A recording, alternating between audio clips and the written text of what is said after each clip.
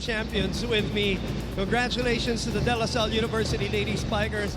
First of all, thank you for your time. I know you guys are raring to celebrate.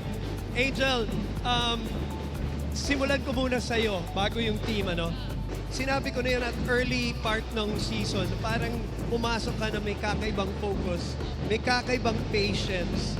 Hindi mo masyado hinahabol yung laro. You let the game come to you. Why did you become like that coming into this year? Siguro kasi nag-iba yung role ko. My role is to, gather the team and to be patient talaga. It's not more on myself. It's more on how we work on as a team, and yung role ko talaga is yung guidance sa loob ng court. Hindi maging Angel Canino, hindi maging key player, kundi as a leader na maaasahan nila na vocal, and at the same time may kita nilang may pasensya at kalma sa loob. Kitang-kita naman yun ng mga fans. Galing ka sa 2 taon na heartbreak, pero napakaganda ng taon mo as a volleyball player in general, whether it's in La Salle or outside La Salle, and then you win this championship. What does this championship mean to you, knowing that you were coming from 2 years of heartbreak at nanalo ka na rin naman ng championship as a rookie and as an MVP? Sobrang, it meant a lot to us talaga. As a team, sobrang tagal na namin itong hiningi talaga na mabalik na yung gold sa La Salle. Ang dami namin pinagdaanan as a team. Ang dami namin sinakripisyo talaga as a team to be able to get here sa gusto namin maiwan sa mga bata and maiwan na legacy. Lalo-lalo na gusto namin na matatakto sa mga tao and also madagdag sa legacy under Coach Ramil. Patuloy na nananalo pa rin dito sa UAP. Angel, congratulations. You have a quick message to the Lasallian community. Sa lahat ng Lasallian community, maraming salamat po! Thank you so much po, lalo na po yung mga lumots na nandito po ngayong MOA po. Thank you so much po sa support nyo. Hindi man namin kayo maiisa, pero maraming salamat po sa suporta nyo. And I hope na patuloy nyo pa po kaming suportahan and patuloy nyo pa po kaming paniwalaan as a team po. And ayun, mahal na mahal ko kayo. Welcome back on top, Angel. Congratulations to you. Thank you for your time. Speaking of time, thanks for waiting. We've got the MVP, ladies and gentlemen, your finals MVP. You looked a little shocked right there when your name was called. Tell me what was going through your mind. Let's focus on that first.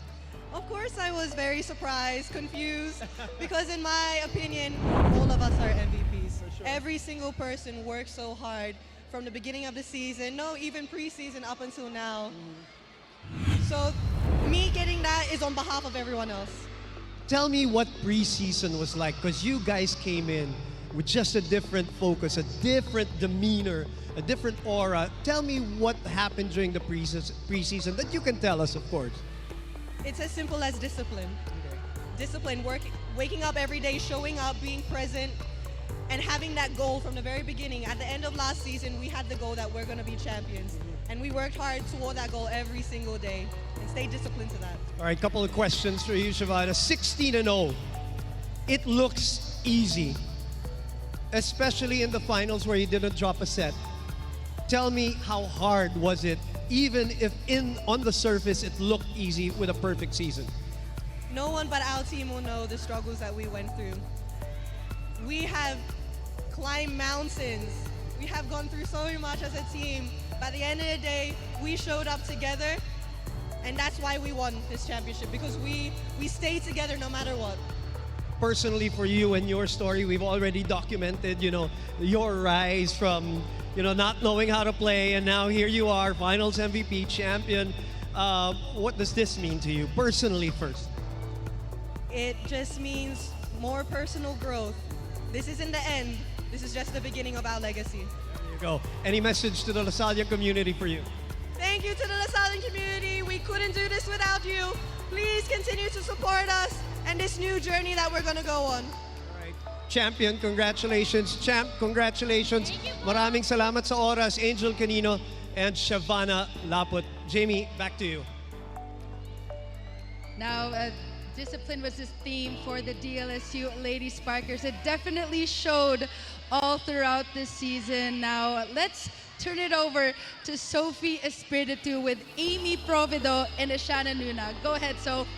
Jamie, I'm with your rookie setter that led the Lady Spikers to the championship, Ishana Nunag, and your first best middle blocker, Amy Provido. Congratulations to you both, UAAP champions. So first, Shan, paano mo i-describe yung journey mo this season bilang rookie setter? Siguro po, syempre, mahirap po for me and sa lahat din po ng ates na nakasama ko po. Pero kasama din po dun yung pagbibuild din po ng sisterhood po dito sa De La Salle University. And at the same time, mas nakilala ko po yung ates, mas naging part po ako ng team na to, and mas na-feel ko po yung pagiging belong and kung gaano po ka-valuable yung pakikisama po namin sa team na to. Alright, now Amy, the last time you won a championship, rookie ka pa lang. So now, what does this moment mean to you na may a champion ka ulit na senior? Actually, super happy talaga ako kasi finally, after ng lahat-lahat ng mga sacrifices, lahat ng mga pinagdaanan namin, ngayon nakuha na namin yung championship. Sobrang saya kasi finally nabalik na sa amin. Okay, now Shan, I know we're all getting emotional, but Shan, ano yung feeling na bilang rookie setter ka pa lang, nadala mo yung team sa championship? Siguro proud lang din po sa sarili and sa ates din po. Kasi masaya po ako na nakapag-contribute po ako sa legacy po nila na ako po yung bago. Siyempre, silang lahat po magaling na. So, yun lang po yung goal ko for this season, na makatulong po sa kanila na makaibalik po sa mga seniors po na naranas ko na rin po yung heartbreak po nila the past seasons. So, super happy po ako na may naibalik po ako sa kanila sa performance ko. Alright, lastly, Amy, para kanino yung championship na to for you? Unang-una, syempre, nagpapasalamat ako kay God kasi hindi niya kami pinabayaan all throughout. And of course, to my families, and inaalay ko yung championship na to kay Coach Ramil, syempre. And to my lola also. Si Coach Ramil, sobrang dami niyang mga sacrifices na binigay sa amin. Grabe siya magtiyaga sa amin. Kaya parang binuhos din talaga namin yung lahat ng makakaya namin for him. Siya din talaga yung isa sa mga inspiration namin this season. Yun lang. Now, may message ba kayo sa lahat na sumuporta sa iyo this season sa Lasallian community?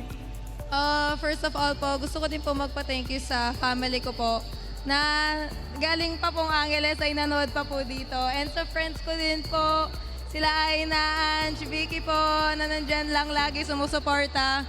And sa Lasallian community po, thank you for welcoming po sa team na to. Thank you. Ikaw naman, Amy.